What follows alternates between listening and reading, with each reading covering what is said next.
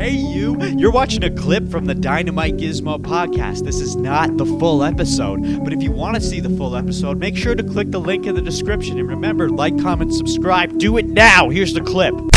But let's talk about Shevchenko and Zhang Weili. People outside the hardcore MMA community are really sleeping on this card, as I said. Really fucking sleeping on this card. You need to wake up, people.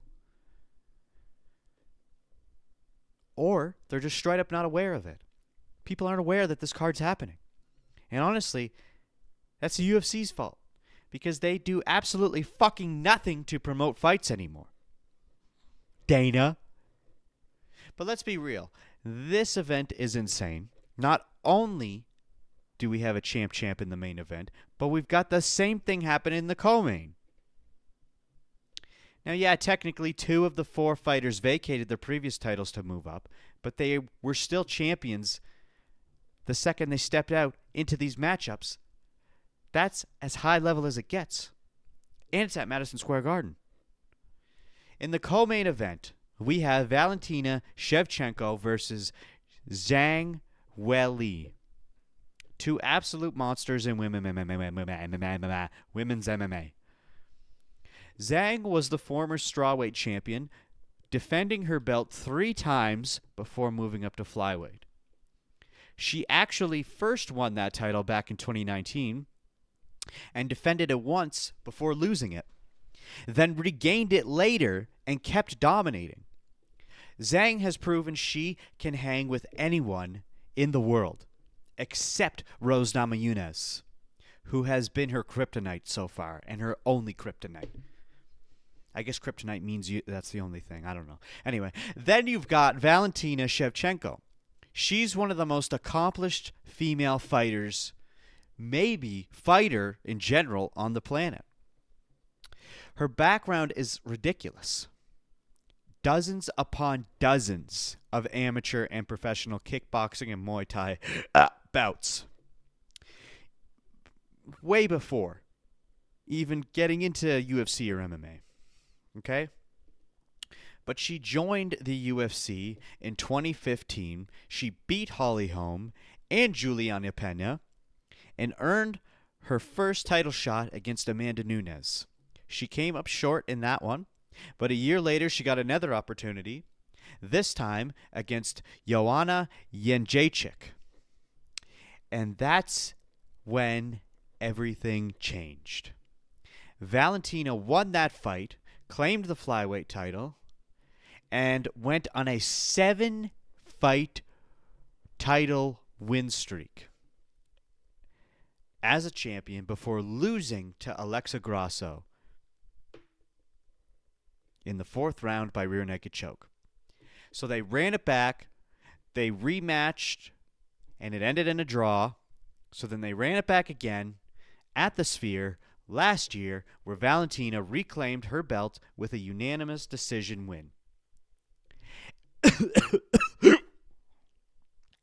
And just this past May, on the same card where JDM won his welterweight title, Valentina co-mained against Manon Fiorot and picked up yet another unanimous decision victory. That win made history. Why? Because she became the first fighter ever to complete all 8 rubies on the UFC championship belt. I'll show you that here. La la la la la. You see, on the belts, you get these 8 rubies that wrap around this little fucking gold piece here that sticks to your belt. And it tells you where the event was and when it was, where it was. She got all 8, okay? Now, there's another one of these on the other side of the belt, because I know what you're thinking. Like, well, what if you'd have more than 8? Well, there's another one of these. You can get up to 16. What if you have more than 16? Well, maybe they'll add another one. I don't fucking know. But she's the first ever to do that. Okay? Now, Chael Sonnen mentioned something that was really interesting on Ariel Helwani's show earlier this week.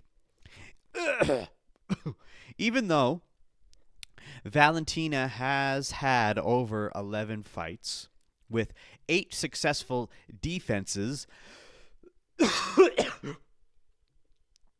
11 title fights with 8 successful defenses, and now holds the distinction of being the first champion in UFC history to earn all 8 rubies. Only 2 of those title fights have ever headlined an event. And those 2 weren't even pay-per-views. They were just fight nights. You'd think someone with that kind of resume would headline more, right? But at the end of the day, it doesn't really change much. The pay's the same. The belt's still on the line, and I guess the world is still watching. So when you look at just the main and co-main event alone, the card is phenomenal. 2 super fights in the main and co-main. But then, the rest of the main card is just full of fucking bangers, which we're going to get into top to bottom. And then even sprinkled throughout the prelims, you got all kinds of fucking great shit. This is shaping up to be one of the best events of the entire year. Maybe the best. And the crazy part is, most casual fans don't even know it's happening, as I said. Now let me ask you this. If Valentina Shevchenko wins again at UFC 322, does she officially surpass Amanda Nunes as the greatest female fighter of all time? Or does Nunes still hold that crown in your eyes? And I only bring up Nunes because Amanda Nunes is the only girl that Valentina Shevchenko couldn't get past. Tap here to watch the full episode of the Dynamite Gizmo podcast.